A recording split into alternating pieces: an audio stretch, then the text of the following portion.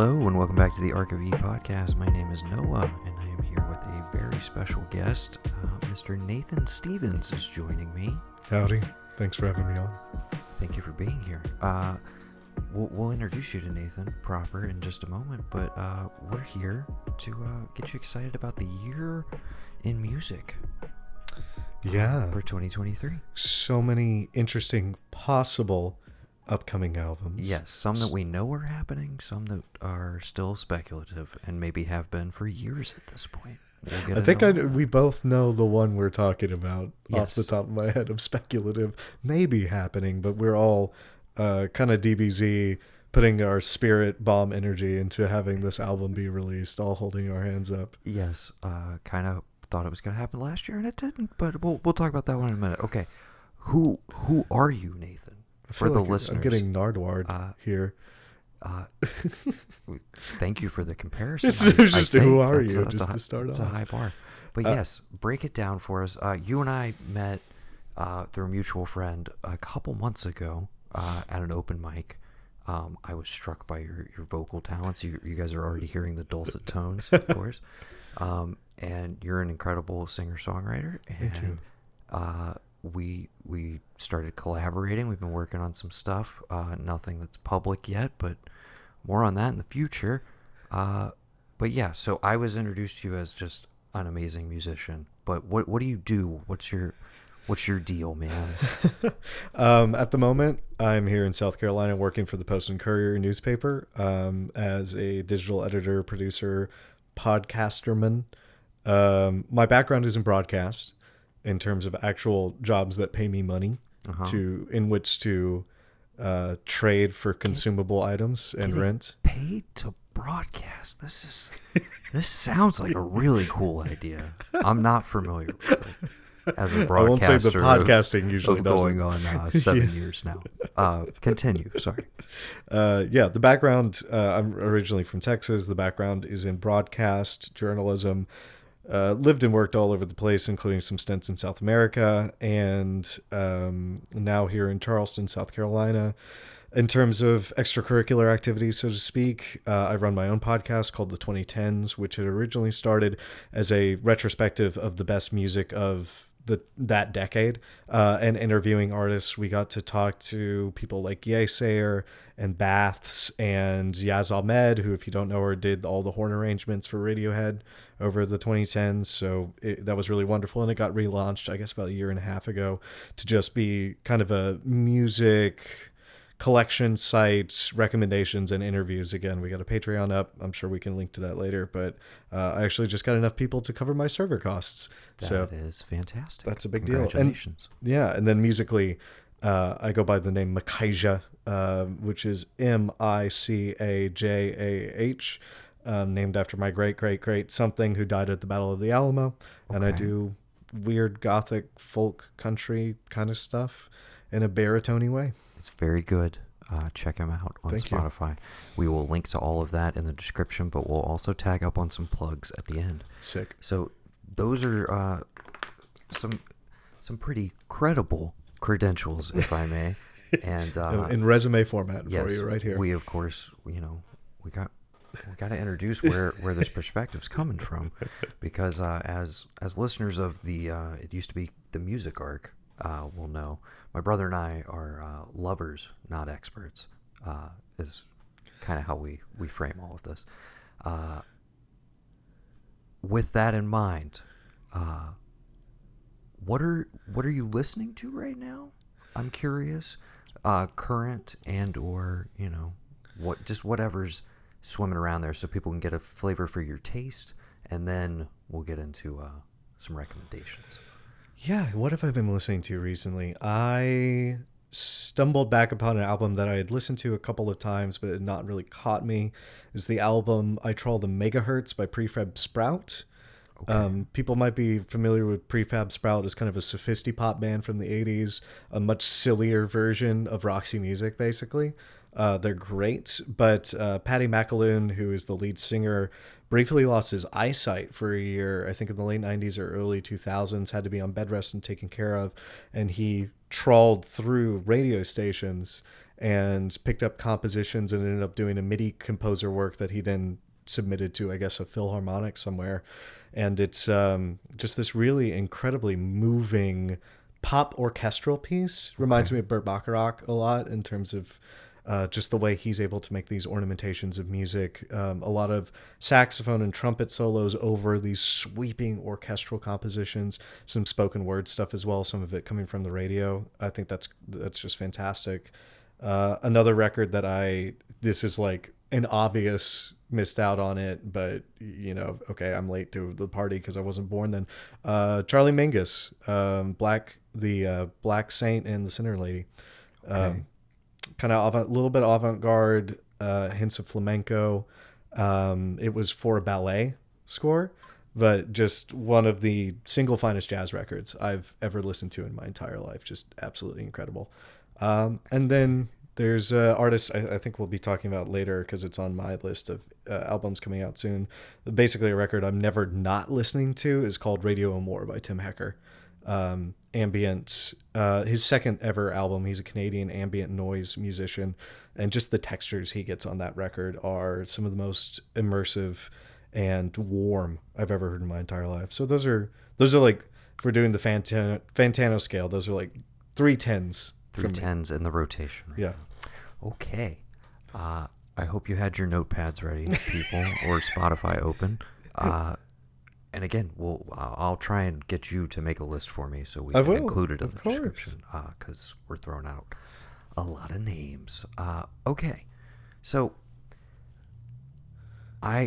every Friday I make my music day at this point. I'm addicted to podcasts, so that fills in most of my listening time for the week.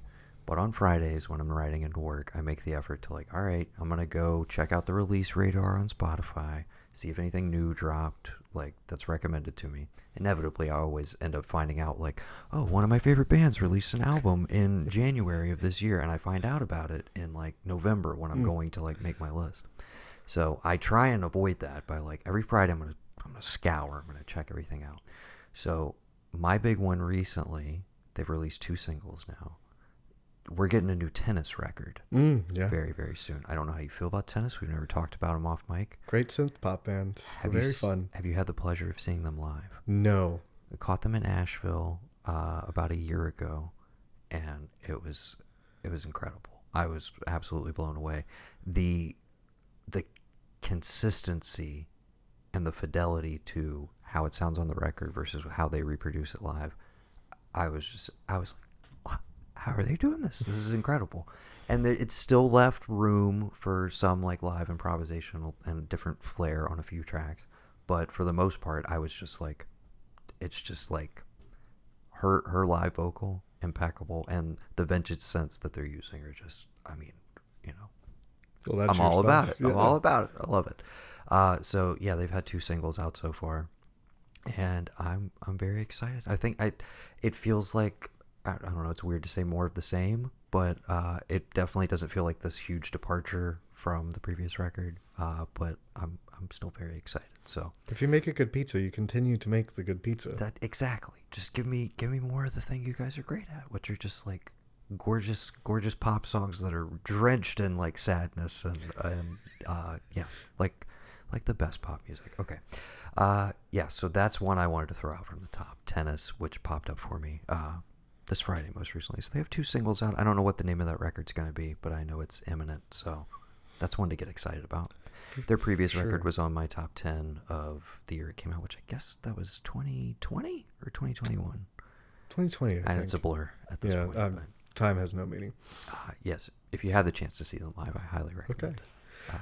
Well, I think the big one, and this is the big one that also has a mountain of asterisks on it of will it come out, is what we've talked about off stage, off screen, off camera, whatever. Frank Ocean. It remains my most anticipated until it inevitably comes out.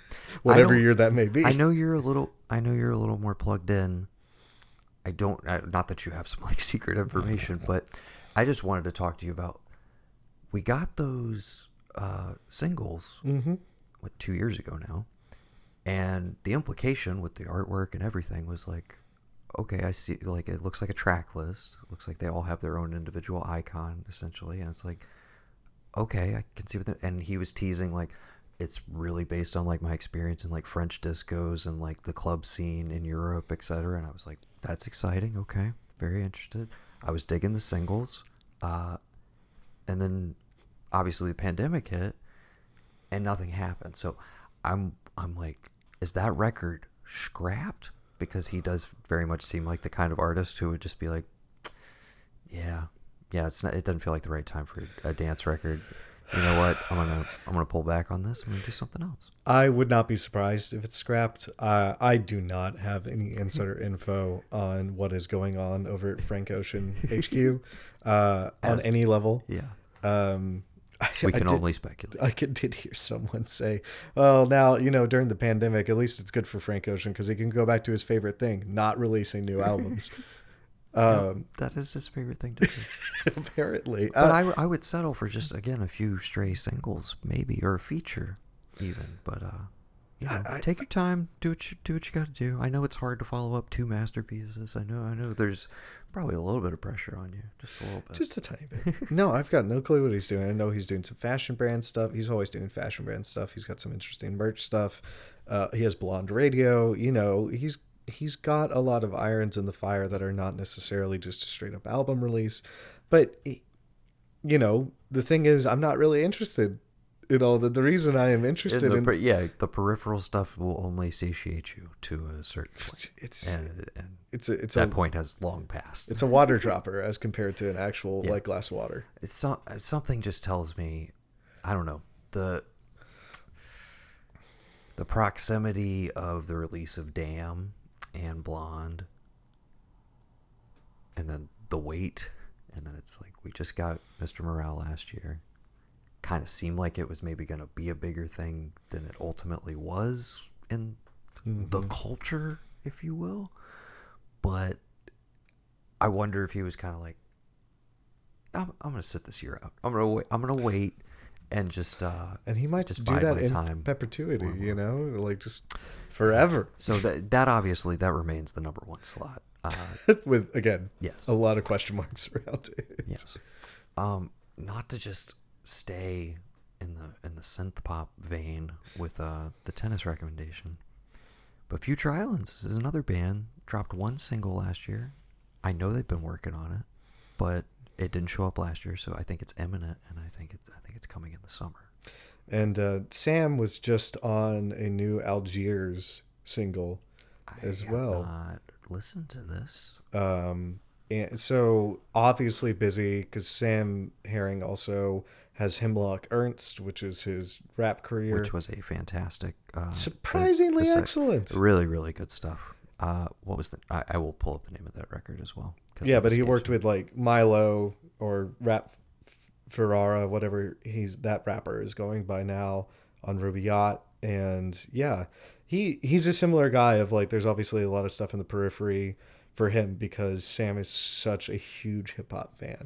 It was Back at the House. Yes. From 2019, which I think cracked my top 10 that year. I'd have to go back and listen to that episode, which you guys totally should because it's on this feed. Plug. Okay. I would be really excited to hear that. That is obviously not to the effect of Frank Ocean in terms of like doing 5,000 extracurricular activities. But so I'm sorry if you just referenced this, but so he did release 2 singles in 2022, which I totally missed, with Kennebec and Sudan Archives. Yeah, that's who you were just. Algiers is this year. Okay, Algiers is this year. Yeah, but it's as Sam, not not as Hemlock Ernst label. Gotcha. So obviously a very busy dude, but it's 3 songs for me to add to my playlist. Thank you. Of course, very busy dude, but I'm not sure what that necessarily means for Future Islands proper. Yes. I mean, we can tease this. Maybe we'll throw it out on SoundCloud at some point. We are working on our own version of Inch of Dust, one of my favorites from Future Islands. Great and yeah, I stole you away to have this conversation before we get back to that because I need an episode for this week, and you were happy to oblige. So thank you so much. Hit me with another one. What else? We're gonna go synth poppy. We're gonna go art poppy. We're gonna go. Some people are saying this generation's Kate Bush, which I'm gonna hold off on until we get more We're than gonna- one we're record gonna out of her. Pump the brakes. Caroline Polachek, Okay, unfamiliar. You've mentioned her to me, but I have yet to check her out. So formerly of Chairlift, okay, the indie pop, synth pop, pitchfork darlings of the early 2010s, went out on her own for a couple of singles, really started working with the PC Music people, including A.G. Cook, who produced her last record, and her last record, which was her debut under her solo name, was called Pang. And it was a big grower for me. When I initially listened to it, I thought it was a very good synth pop record.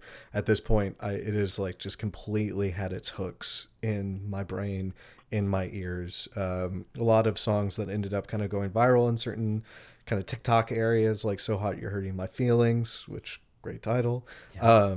And a lot of really interesting artistry and visual stuff as well. She released a scattered amount of singles in between Pang and this new one, and then this year she finally released 2 songs for the new record, which is, I believe, called Desire Let Me Become You. And the first one was called Welcome to My Island, which is a pretty freaky little synth pop tune that goes in a different direction than what I was expecting for her. But the other singles so far, especially the song Billions and the song Bunny is a Rider, which I think Pitchfork had as their best song of 2020. Bangers, just bangers. She's got a really interesting way of doing her work. It's very much her. Her voice is immaculate. And her warped version of pop is just something that's very engrossing to me. I'm excited to check her. I think it's up your alley, man. Yes.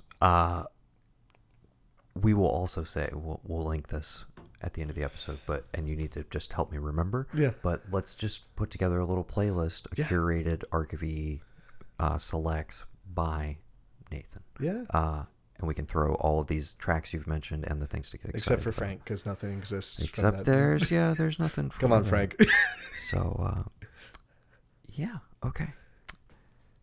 Yeah, what you mentioned got for me? A.G. Cook. You mentioned A.G. Cooks. I was just gonna say I need somebody else that I'm like, oh god, I actually need to check them out, because they did a remix of the previous Perfume Genius record, which that was my favorite remix off of that second release. So yeah. Yeah, the PC Music dudes and gals and thems continue to just really do some incredible work, and definitely infiltrating the mainstream in ways I was not expecting, especially with working with artists like Charlie XCX, stuff like that. Yes. Shamelessly, because listeners will know they're my favorite band. Modest Mouse has threatened to release a new record imminently. Isaac is constantly saying like, "Oh no, we're gonna get better on like closing the gap on like we're not gonna keep taking forever." I still think that that's bullshit, because the Golden Casket felt like this is our last album ever to me. In many ways, it felt like a retrospective of almost the entirety of their career. Very self-reflective, very different mood and tone compared to pretty much everything else. And over time has grown to probably like my third favorite record in the discography. Even though I think even my close friends who like we bonded over Modest Mouse, I feel like we're not like, they didn't go for it. They kind of slept on it. I don't know. Anyways, so if we get something beyond Golden Casket, I'm very interested to see what it would be. And I feel like it might be even more like maybe we finally get that ugly Casanova record that we never, the sequel that we never got, but it's just a Modest Mouse record that is like, no, we're going to go back almost to like Sappy Sad Sucker days and just get really, really weird and make like a magnum opus of like just playing around with stuff. I'd be down for that. I would be very down for that. They're currently on a European tour, or no, they're going to Australia, coming up. I have not been able to see them for this tour live, and I'm very upset about it. So hopefully they always do like 2 or 3 rounds in the U.S., so I look forward to catching them again. I don't know if I mentioned that to you, but yes, they are my favorite band. I did not actually know that. Are you immediately like, I gotta stop collaborating with this guy? No. You're not a Modest Mouse fan. No, Lonesome Crowd of West is one of my favorite indie records. It's immaculate. That's my number one. Yeah. obviously. No, as it should be. Yes. Moon Hour is second, and now Golden Casket is third. I actually have a friend of mine named Hunter up in Portland, and we have an ongoing joke of, since I'm from Texas, he makes fun of me a lot because I went to University of Oregon, brought some Texasness with me, and Texas, as it does, embarrassed itself on national stage various times during my stint up in the Pacific Northwest. And so we occasionally just send each other text messages of, instead of Florida Man, it being Texas Man, it just opens with Cowboy Dan. Well, So one of my former coworkers, who I bonded with Modest Mouse over, introduced me to a Facebook group about a year and a half ago, and it was one of those where it's like, oh, you gotta like answer a survey or whatever, and we'll decide if you can be let in. And I kind of regret it. Every day I'm like, I should leave it, but it's just a bunch of Modest Mouse fans, and I every once in a while, it's like when I go to their shows and I'm like, I guess I am one of you guys, but like at the same time, I don't know. It's a weird fan base, man. Yes. I could expect just from... But the amount of memes. Oh, the well memes are hilarious. I'm not even in that group, and I'm aware of that. I was gonna say, it's like you think you won't get sick of them, but like it can happen. There are definitely like in a given day where I'm like, guys, like, can we take a breather? Top two weird vocal texts for me are Isaac Brock's and Rob Zombie's yeah. It's the exact same. You can just like cut up about 2 minutes worth of both of them just from random songs. That is their that is their like. It's yes. Amazing. Yes. Like most people go with a placeholder here. I'm gonna make it a whole thing. Multiple notes. Make it part of my identity. Well.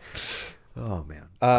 So yeah, I'm also another group that I'm in a perpetual state of just like, yeah, maybe they'll release another record. I'm always excited when they do, and I always like it more than I think consistently. It's like my group of friends. It's like you could see the diminishing returns from like Good News forward. It's like We Were Dead came out right at the perfect time for us, where we were all just like fucking like love this record or whatever, and then I feel like a few years later they were all like, yeah, it's all right, but I like the earlier ones. We Were Dead was my introduction, so it's got a nostalgic tap as well to it, beyond just like, I think it's a great record. Yes, I will always have a soft spot for that one, just because I got to see Johnny Marr play guitar in person and meet him afterwards. Oh wow! And one of those people where you're just like shaking his hand and you're like, oh, please let some of your this magic. Energy, some of your essence, can it just leak off on me, please? Yeah. I have a record that is kind of on the opposite stage, which was I was aware this artist was going to come out with something, and I was like, that will be cool. Not really thinking about it until the first single came out, and it might be my lowest listened to song of the year so far. I've been jamming it all of this month. It's the new Yeji record. Okay. She is a New York, I believe Brooklyn-based DJ. You want to spell that for me? That is Yaeji. Yeji. Alrighty. She first popped up on my radar because she made a very down-tempo house remix cover of Drake's Passion Fruit, which was actually lush and gorgeous. And she's kind of become known for not yet releasing full albums, but doing mixtapes, doing remixes, a little bit like Todd Tersch, where it's like, are you going to release something yet? You know? And I was just like, well, she's a great DJ. She's a great remix artist. Maybe she's just on the boards for Dua Lipa and whoever, and that's fine. And then she came out with a song called For Granted, which is the single for her album With a Hammer. I believe that's the title. That'll come out later this year. And it is this incredible slow build over a short song, which is impressive, that bursts at the end into this frenetic jungle beat. And I was like, okay, if Yeji's making a full jungle record, I'm in. I love jungle. There are certain chords in house music and certain like samples within jungle music that if you put it into the song, I like the song. Like, it does not matter what the rest of it is. But this song in particular, because of her mastery of the dynamics of just building and building and building and building to this ending, was just absolutely spectacular. And it's super catchy. too. I was like, yeah, if the rest of this record has this drum and bass jungle UK garage from the 90s kind of spin on it, here for it. Here for it. So that's been the song I've listened to the most this year. So I would be, I think, not well within my rights to not say, yeah, this is a record to look out for. If you're into electronica, if you're into dance, if you're into that kind of 90s, Goldie, Bjork, early Bjork, that sort of stuff. Yeah. Okay. I would say highest on the list of recommendations thus far. We got a new single. I don't know how you feel about them. Not exactly like my favorite band in the world, but I am intrigued by this project just because of the amount of... It feels like it's going to be like the indie opus of the year, or at least it's trying to be. The National's new record. I'm curious to see how that comes out because there were a couple of... I think the album artwork looks like it's a Jack Antonoff album.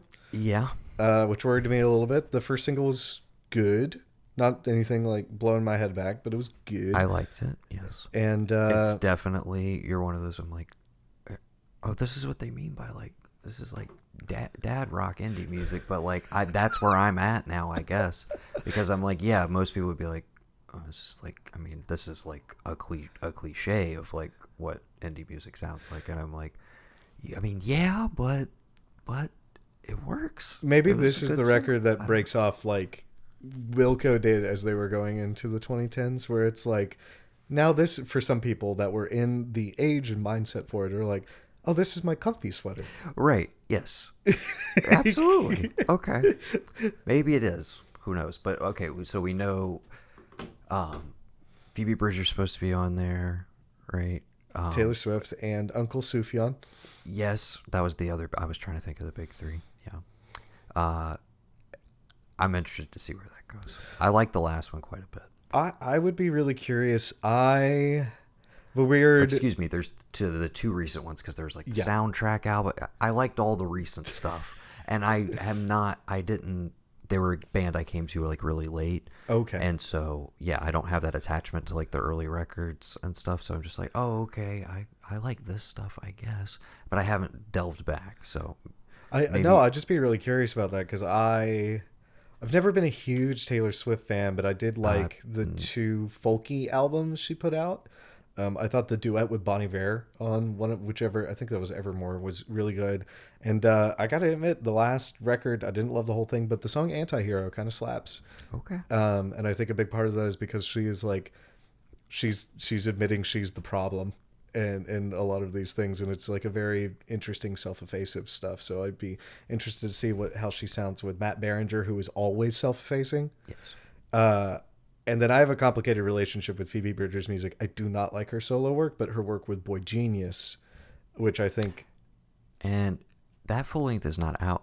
Is it going to be a full length, or is it just a little EP? I think it's a full length because they released those 3 singles, which is each one of their, whoever took the principal songwriting on it. I think you're spot on with the National being like kind of the dad rock indie opus of the year, of like...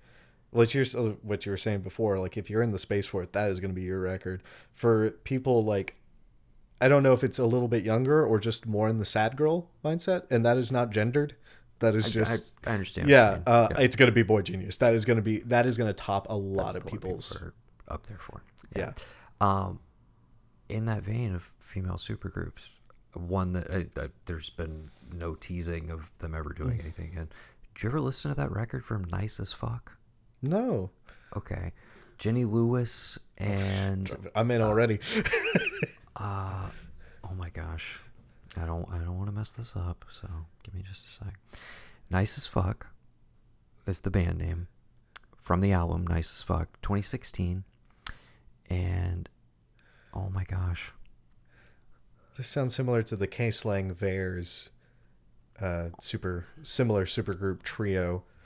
Now I have to Google it. Of course. Please vamp for me. Oh, no. It's interesting to look at Boy Genius because I really like Lucy Dacus the most out of that group. Mm-hmm. But the, genesis of that group reminded me a lot of what happened with Nico Case, Laura Vares, and Katie Lang all worked together on exactly one album. And it was this perfect harmony-filled album, and I feel like it paved the way a little bit for some of these other interesting, like Lucis and Joseph, and these other like multiple women doing these spectacular harmonies in these like very well produced and incredibly sad albums. Okay, Nice as Fuck consisted of Jenny Lewis, obviously, Yes. Erica Forster from Au Revoir Simone, and Tennessee Thomas of The Like. Okay, I gotta listen to that. Just super lo-fi, like drum and bass, groovy, poppy tunes. Great album, start to finish. You would love it. All right. Finally, I got to recommend something you. I mean, you I'm big don't on know. Rilo Kiley, so I'm like, I'm gonna be about that. Yeah, and they've never done anything since. I think it might have just been a one-off, but I'm like, that was a really cool supergroup. Hell yes. Yeah, you should. We'll go listen to them as soon as we wrap this episode. Any other ones you want to shout out? Yeah, I got two more, both kind of in the electronic world, although very different intentions. There's a group called Overmono, Okay. which is a UK electronic duo of two brothers. I was introduced to them last year through a song called Gunk, which was maybe my favorite electronic dance, song of last year. Just hyper catchy. It reminded me like of a less morose Burial, I guess. Okay. I know moroseness and Burial kind of go hand in hand. I was gonna say I really like that record. But yeah, it was just awesome, and they've released a couple of singles. They just seem to be churning out stuff, but they have a song or an album coming out this spring called Good Lies, and the first tune from it is called Is You, which is a similarly amazing soul sample flipped into this kind of heart-wrenching but very danceable tune. So I think the rest of that, if it's of a similar caliber, reminds me a lot of Caribou.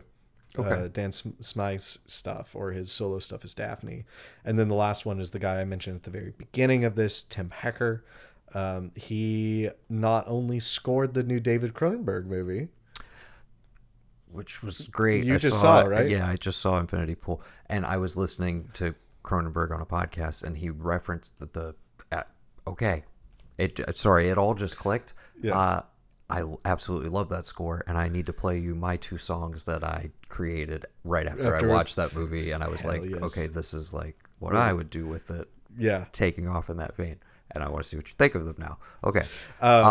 So he has a solo record coming out? Yeah, he hadn't had a solo record in a couple of years, but had been doing scoring, obviously. This one, and then What there has was... he done? Did he do Possessor, his prior one? No, he did not do Possessor. I think this is the first like major movie. He did an HBO series called Northwater, something to that effect. It was a BBC co-pro with Sky. It airs on AMC if you have AMC Plus. Sorry, the Northwater. Yeah. Incredible score and incredible show. That's it was Tim on my brother's top 10 2 years ago.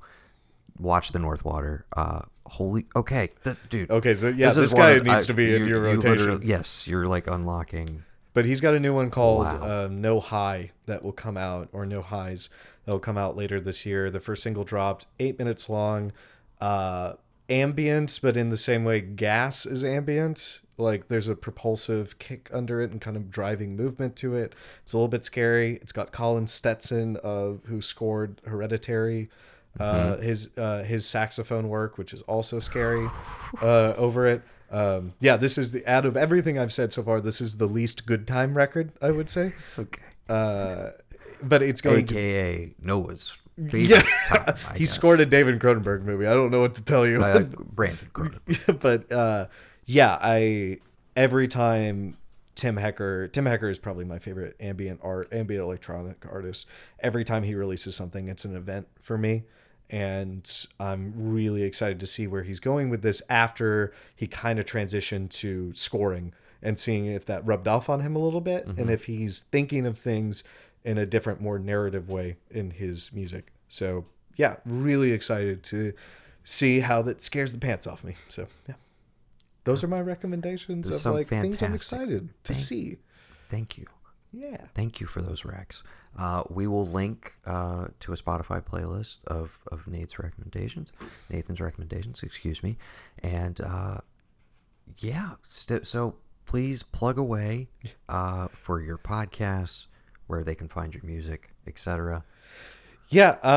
So for my podcast and music recommendations, I'm at Reasonable Radio on Twitter. The site is called The 2010s. It's the2010s.net. You can find our interviews there, some written stuff, me and the other writers who work there, what we had as our best albums and songs of the last 2 years, and then overall from the 2010s from that decade. And if you want to look on Patreon, if you want to chip in a couple of bucks, we have perks for those sorts of things. So far, most people who have chipped in have gone through the $5 tier, which gives you the weekly track roundup and album roundup. There's an album week and usually about 10 to 15 songs I find that are just kind of catch my ear, and I send those out. So that's that. As for music, it's Micajah, Micajah. It's on Spotify. The EP that is currently out is called Nested Light. It's fantastic. I'm working on a couple. Thank you. They're working on a couple of different things right now, which Noah's actually listened to one of them because I accidentally made a record, and I'm also Very on excited to yeah, to see where that goes. I'm on the a record label out in Austin called Digital Hot Dogs, the wonderfully titled Digital Hot Dogs. That's an awesome. I'm the record only label. country artist on there. Everybody else is post punk. Hell It's yeah. great. I think those are kind of the main things, and thanks for having me on. I really appreciate it. Thank you for doing it. My usual stuff. I've shouted it out before. Nark, lowercase n, all caps ARK. You can find me on Instagram at narkmademusic. I just released a new single for my brother's birthday. It's called Subtitle. It is actually the closer off of my upcoming full length, which will be available in March. Got a couple more singles coming out before it drops, but it's kind of reaching back to my childhood, which was spent in Japan, as some people will remember. And so it's kind of an Asian-inspired trip-hop, hip-hop, synthwave fusion album called Kaiku. And that will be out on March 24th, I believe. So stay tuned for that. Check out the new single. It's called Subtitle. And yeah, follow us on all the things. If you want to support the ARK of E's Patreon, that's patreon.com/thearkofe. And you can get a jump on our Road to Reckoning series, which is running right now. You get those once a month, but if you want the next episode early, you can find that over there. Okay, until next time, once again, thank you to Mr. Nathan Stevens for being here on the ARK of E podcast. Thank you, man. Check out all of those Spotify recommendations in the description, and until next time, thanks for listening. Ciao.